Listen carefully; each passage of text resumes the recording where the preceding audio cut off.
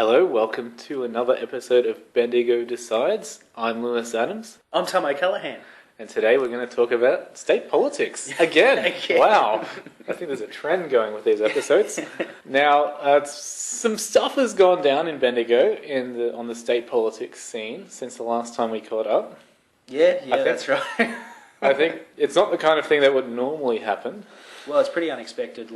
Jack Lyons, the Liberal candidate for Bendigo West, dropping out of the race after, from what it looks like, the Herald Sun actually uncovered a whole bunch of these Facebook posts, fairly unfortunate ones for him, because it turns out he said some extremely racist, sexist, and just offensive things in a closed Facebook group, and I don't know, he just never managed to get around to deleting it, I guess. Let's put aside the fact that he did say all this offensive stuff. At the very least, he didn't hide it. I know he didn't. You're running for a major political party in one of the Bendigo seats. Yeah. You go back over your Facebook feed and look for any dirt that people can throw back at you. Things about enemas, for example. I mean, okay, his dirt is a lot worse than what most people are going to have, and that's pretty unacceptable. But well, it's worth deleting it all, isn't it? Yeah. Just going over it. Yeah, there was the Herald Sun's reported that there was a meeting at which all the candidates were called down to Melbourne, I think either today or yesterday, and just, I don't know, I guess lightly urged to actually go over all their undeclared personal social media accounts and try and, find the things that might, get them fired and delete them before they do. They really do want to catch this stuff before someone gets elected, because I was thinking the other day that this is a interesting parallel to the Jeff Shaw situation, in which Jeff Shaw was someone who ran for the Liberals, and he was someone who turned out in the end to be not someone the Liberal Party really wanted. Yeah. But this was uncovered after he was elected. Yeah, so at least they got in early this time. Well, At least the Herald Sun was kind enough to find that, and good enough too to find stuff on Aaron Lane, who was running for the Western Victoria in the upper house and isn't anymore because of some tweets that he made. Yeah, it's all a bit silly, isn't it? I don't understand that. Why they didn't go through and delete all these. From what I understand, Jack Lyons wasn't, or according to Anthony Radford, the Bendigo Weekly's editor on IPTV, Jack Lyons probably didn't quite understand the gravity of the situation, even on the Tuesday when he ended up getting fired. He's been defending it, hasn't he? I don't know if he's turned around on the issue, but last I saw anything about it, he's been just going, people say things, whatever, trying to make it not such a big deal. I don't think that he's trying to make it not such a big deal, but I think he's certainly talking about these things that I think that everybody who either knows Jack Lyons or knows of him would say that he's not really racist or sexist as such. This was just childish. That's what they're describing it as. Yeah. I think it is pretty offensive, and maybe in another time, certainly in years gone by, this kind of stuff probably would be glossed over, but it would be glossed over. There's a lot more scrutiny nowadays. There is. I disagree with Anthony Radford in terms of how he describes it on IPTV. I hope I'm getting him right when I say that, he was saying, well, look, in the past you didn't have people in political parties who were just playing these games to win, who were playing, who were looking for as much muck as possible. I think that probably it's more that society's changed so much that I think on this particular issue, society's changed so much that maybe you could never get away with this. Yeah, it's not a thing where political parties are just playing to win and are smacking skulls, of the Labor Party just trying to bring up all of this muck, and I don't think that's exactly what this is. I think the amount of I agree with you that I think the amount of digging for muck probably hasn't changed. It's just the more accessibility of the muck. Yeah, and hey, look, it was all online. He said it Jack Lyons said this stuff in the public sphere. Social media is a public sphere, even if it is a closed-off account. I think it's hard for him, and I think also it would be terrible for his parents because, Barry Lyons, his father, is a prominent local politician, and have to watch the abject humiliation of his son. I mean, that must be pretty hard too. And we've seen, we've seen his father, Barry Lyons, has had to make a few statements on this part, but we've also seen both the Labor and the Liberal Party have spokespeople from them, either on the Labor side, Jacinta Allen and Murray Edwards, or on the Liberal side, Dennis Napthine, have come out. And I feel because this is an election year issue, they've sort of trying to circle the talk back to their policies, back to the campaign. I think that what we're seeing at the moment is actually today I just saw the Bendigo Weekly's just posted something. This is Wednesday night, by the way. I haven't had a chance to read this, but they've actually published in Thursday night, I'm sorry. It's been a quick couple of days for me. But they've just published the full speech that Marie Edwards gave, a misogyny speech targeting everybody in the Liberal Party. What you're starting to see at the moment in Parliament, or what we've been seeing for the past 2 days, is really just this slogging match going on. We talked a little while ago in one of our earlier podcasts about racism and whether racism, charges of racism were going to be levelled in this campaign. Because of what Jack Lyons has done, he's actually this has actually brought up an attack that probably Labor were going to do anyway, to try and brand the Liberal Party as misogynistic now, but also to try and link it to the mosque and to other racist and sexist comments that the Liberal Party seem like they just can't help but make at the moment. And so there's this full frontal assault going on right now that you're seeing Greg Bickley getting dragged into as well. I'm sure he wants to be nowhere near this conversation. He's not, and he's really struggling with it. I think what you're seeing at the moment is that kind of the oh shit moment. I'm sorry to swear, but it's the oh shit moment for Greg Bickley. You've got this situation that's now out of control for him. I don't think you can manage this. You kind of have to wait for it to die down. But by then, the idea will be in people's mind that he's not out. He's been a bit ambivalent at least. Yeah, and if you give it too long, we get a bit too close to the election. Greg Bickley seems to be in this situation where he doesn't want to talk about it, and his bosses don't really. I don't think they want him to talk about it. They don't want him to talk about it either. He has made some comments now. Yep. I think that they haven't been clear enough. I think that when you look back at say, the mosque stuff, the day after that big council debate where all those anti-mosque people caused a big hoo-ha, you saw Marie Edwards and Lisa Chesters and Jacinta Allen come out. The kind of statement that they were making at the time were probably even stronger than you would expect of politicians outside of the local government staff. They were so strong on it, and that's about the time that they started positioning themselves for a big hit on the Liberal Party. And I think the Liberal Party, I've never been convinced that they actually realised just how volatile this issue would become, of how it could be tied back to the mosque stuff. Greg Bickley has actually done stuff behind the scenes on the mosque and he's been quite open about his views on the mosque. It's just that they haven't been picked up, but he was never strident enough. I think Jack Lyons probably as well wasn't strident enough. It was left up to Matthew Guy to make all the really strong statements for the Liberal Party. And that's coming back to hurt them now. It would have come back to hurt them anyway. They were always going to be accused of being ambivalent about racism and about now sexism and misogyny. But it's been fast-tracked, I guess. I don't think that he's going to be able to adequately explain his views now. He'll spend the rest of his election, I think, having to talk to this issue, having to try and prove himself, but he couldn't demonstrate it up front, so now he's got an even harder task. And now the Liberal Party is going to replace Jack Lyons, I understand. That's the understanding. There's lots of speculation at the moment about who it's going to be. This is one of those ones where they're going to want to choose the replacement carefully, but at the same time, they don't want to take too long on it. No, they've really got to get them in now, because it's 4 months left till the election. Right now, they've got to kiss the idea of winning back Bendigo West, which was an idea, wasn't outside the realm of possibilities at all, but they've got to kiss that goodbye now and go with the backup, just get somebody who can at least start making an effort. Yeah, save face and just try and, as they would say it, hold Marie Edwards. Try and hold her to account. Try and just make something out of it. There's a list of names. Both the papers, local papers, have put forward names. They both put forward Stephen Oliver, who's a Nationals candidate. They're kind of like the white knight who could come in and save things because he had done so well in the last election campaign for the Nationals in Bendigo West. The other person being put forward is Michael Langdon, who ran for Bendigo East last time. And who's obviously an experienced campaigner now, and is fairly senior in the local Liberal branches and well respected. The Bendigo Weekly is putting out Peter Wiseman. I'm not sure that he would be able to do it, because even though he's very well known on social media, and I mean that's not going to be a problem. He's not.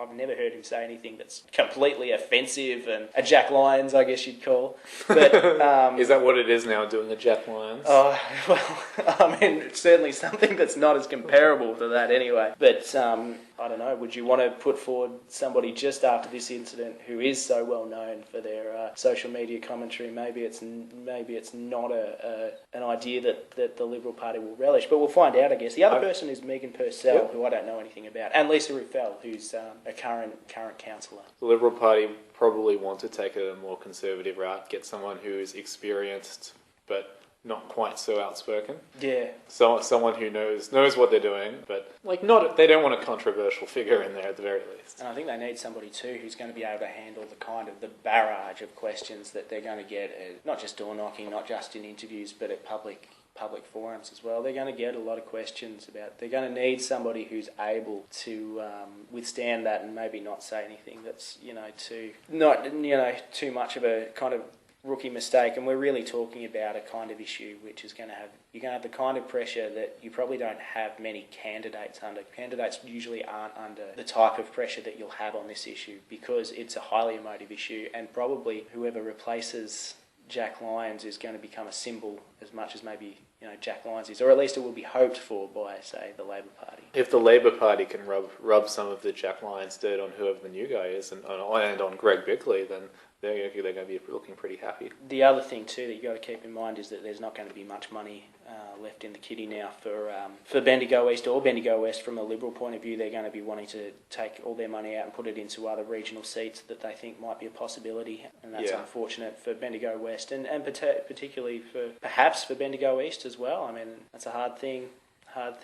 There's been a lot of premiers' visits and higher ministers in the cabinet coming in and doing all kinds of stuff in Bendigo when probably they didn't need to. They didn't need to come out last week to go to the jockey club and just have a poke around and give out $40,000 for something. They didn't need to send the premier out to do that, and you're not going to see that anymore. For Bendigo, do you think the Liberal Party, the state Liberal Party, is just going, okay, better luck next time? Yeah, I think so. I think they will.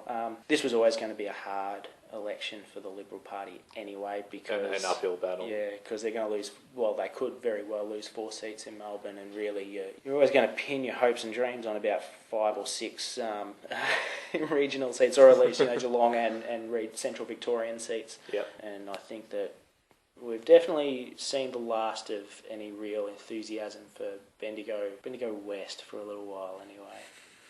A shame, really. I think that probably Jack Lyons may very well be a nice guy, and he probably has a lot to offer, I think, and that's a great shame for him that he was stupid enough to go out and say something so offensive. I think the things that he said probably don't represent his actual views, just represent more a callous attitude. And, well, he's got to live with that, and he probably humiliated publicly and humiliated, professionally too. There's talk about trying to, various people saying he should go off of some of the boards that he's on, the Bendigo Jockey Club being one.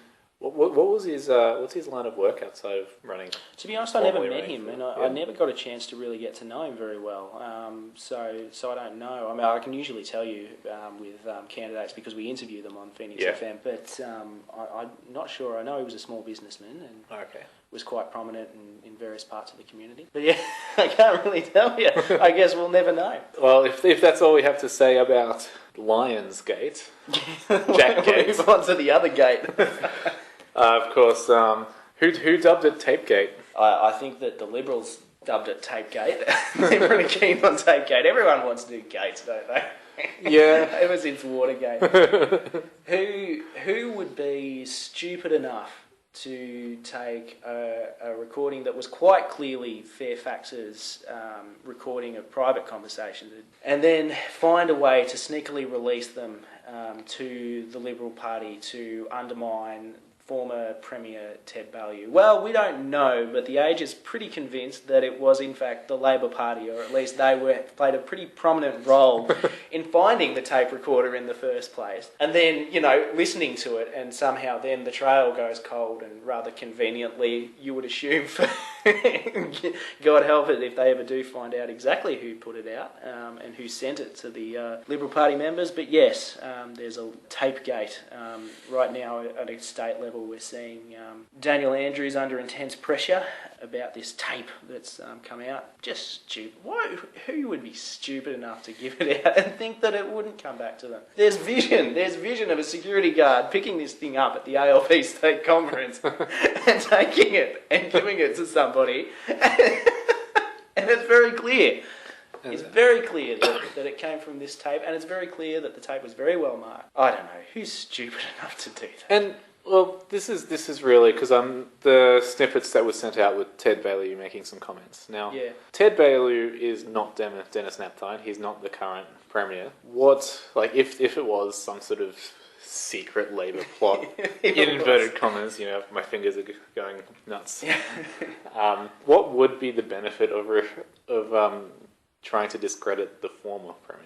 Well, I think apart from embarrassing him, maybe that was part of it, but I think too that there's a feeling that maybe it's to do with trying to point attention to conservatives within the Liberal Party who aren't particularly happy with the small L Liberals, the wet Liberals who are in control of the party at a state level, and maybe it's to do with that. Maybe it's just that someone was wanting to be vindictive, and you've got to keep in mind that politics is full of people for whom the most important thing is to settle old scores rather than necessarily to govern without settling the old scores. Well, any time a politician retires and releases a memoirs, Yeah. So at the moment, the Labor Party is furiously denying that it had anything to do with the tape, or at least to do with it being released. I think someone ought to have gotten fired already, to be honest, from the Labor Party for doing it, for at least passing it on somehow to somebody who then put it onto the Liberal website, if they didn't hack into the Liberals' email accounts themselves. Chances are it could have just been the actions of one or two people. Could very well have been. But look, yeah, just a stupid thing to do. It's this whole idea, I think, of communications being about a competition and probably not having being tied to an ethical base. It probably won them all these points early on when they first released it over the month or two, and now it's just coming back to be a sad and painful thing that's probably going to undermine somebody who's got a fairly good chance of being the next Premier. What the lesson we're learning from today's episode is, you use your online communications wisely. That's right. I mean, we've got an example from both sides, assuming that it actually was a Labor member that released the tape. In the second example, well, we're living in a digital age. We've got this overbearing sort of system called the internet. It's very, very easy to say something and have everyone else know about it. Yeah, well, that's right. And then even if you try and call somebody out on it, if Ted Baillieu out on it, on something really that wasn't, they did essentially steal a private recording that probably was never going to go to air. The Age was probably never going to publish anything that was said by Ted Baillieu in his backgrounding session. But yeah, it just goes to show that even if you do take the secret, the private recordings and think that you're being very clever in hiding it, well, it turns out that there's video images. Just stupid, isn't it? Just crazy. We're starting to run a bit short on time, but let's touch on the redistribution before we finish. Yeah, so in the last little while I've been looking at the various seats, Bendigo East and Bendigo West, and starting to try and drill down to see what I could find and see if there's anything interesting there. I think that this would have been a lot more interesting if Jack Lyons hadn't have just resigned, because we could then say, oh, well, maybe Bendigo West, there's a chance of them winning there. There was a distribution a couple of years ago, and Bendigo West went from being comfortably held by Labor with, by my calculations, a two-party preferred vote of 5.86%, which makes it a safe seat, effectively. The redistribution dropped this down to 3.1%, so very well within the Liberal Party's grasp, assuming that you don't take into account their terrible performance right now. All the Liberal Party had to do was pick a good candidate. And yeah, that's all it had to do. Yeah, it could very well have given Marie Edwards a run for her money. I think, obviously, that's not going to happen now. It could still be the case in Bendigo East that we could see a good run for their money. To be honest, I'm not really confident that it will. I think that Greg Bickley will take some of the flack for Jack Lyons, whether he deserves to or not. But, before the redistribution in Bendigo East, we had a margin of 3.8% Bendigo East. Now, after the redistribution, it's down to 3.2. Doesn't seem like a whole load of difference, but the difference really is that in Bendigo East, you've got Elmore is now part of the electorate, and Serpentine and Dingy, which means that really they're really safe kind of nationals kind of area, or they have been more conservative areas. And in fact, Labor's done fairly underwhelmingly at voting booths in those areas in the past. And they've also lost Morong, which had a kind of 50-50 split. Okay. In terms of, so, I mean, if there was a swing on towards the Liberal Party, it wouldn't take too much in that seat to really knock Jacinta Allen off. But of course, she's an entrenched candidate. I feel like anyone running up against her will be facing an uphill battle. She's reasonably popular around the town. She has been a candidate for Bendigo East for at least a decade. I can't remember the exact amount of years, but... Yeah, and she and her team, I think, do understand... I really think they do understand the emotional factors involved in, say, things like the mosque and the emotional factors behind, say, the Jack Lyons stuff. Yep. I think they understand things like that better. I think that they play the game better. I know there's been a lot of comments about, well, now that Marie Edwards is going out and hitting so hard at Jack Lyons and hitting so hard with this misogyny stuff that, well, that's not going to buy votes. But I think that the Labor Party understands something that maybe the Liberal Party hasn't quite twigged onto yet, is that they're able to create the tone. They're able to set a tone for the Liberal Party's campaign now and really dictate it. This was something they were always going to do. They were always going to tie all this stuff to the Liberals, or at least try to. But, you're watching this chess game, which Labor does all the time. They do these really good pieces of chess, and they just understand how to kind of just force the Liberal Party into certain positions and create certain tones for the campaign. I think of it as a climate. They create a climate around the rhetoric and debates, and and the Liberal Party never seemed to quite get it. even if the Jack Lyons hadn't have done a Facebook fart, even if he hadn't have done that, you kind of feel like the Labor Party are really, really good at framing these issues. Especially with the current issues with the mosque and all the family violence stuff. Like the Labor have a very clear policy. They've got a clear direction for that, something that the Liberals haven't necessarily had. Jack Lyons making some mistakes, some rookie errors. You want to call them rookie errors? I mean, there's someone who said the other day, this is wouldn't it be great if we had high standards of, we ask our candidates to have higher standards, but this is kind of basic, isn't it? Don't make those kind of jokes. Don't make rape jokes. Don't make racist jokes. No. Making some mistakes of making inappropriate comments, and they get out there. Jack Lyons saying this stuff just gives more power to the Labor Party. And that's not something that Greg Bickley wants. That's not something that the potential replacement wants. That's not something that Nap Dunn wants. I don't want to be 2 or 3 months out calling the well, you winners of the seats.